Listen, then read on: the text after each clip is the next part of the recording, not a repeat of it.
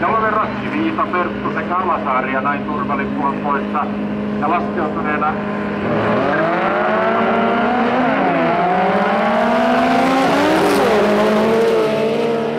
Jalonen ottamaan vain Raski. Raski menee ykköseksi Jalonen. Ja nyt saa kaikki puutuun, niin myöskin takana oleva kuljettajat Alasaari. Ja nyt Alasaari pelaa joko taipeliä, nousee yhden yli ja nousee kahden yli. Sieltä 4 mennään ensimmäisen mutkan ja kakkosena ulos. Ei ollenkaan paha suoritus. Saman tien löytetään löylyä kiukaalle. Alasaari pysyy kakkospaikalla. Meneekö Raski sitten tuohon? Ei mene Raski tuopi joukkoon ja lähdetään.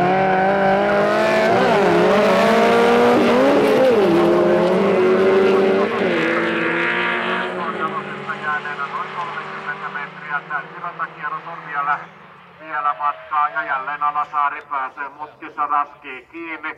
Nyt ajaa Raski leveäksi, Alasaari kuittaa, nousee ykköseksi ja Raski on kakkosena. Tyytyykö Raski sitten tuohon B-finaalin paikkaan vai lähdetäänkö riskillä haastamaan? Ei pysty ja näin vikapihalle mies. Vekkuli lajina koneella vai millä mahtaa.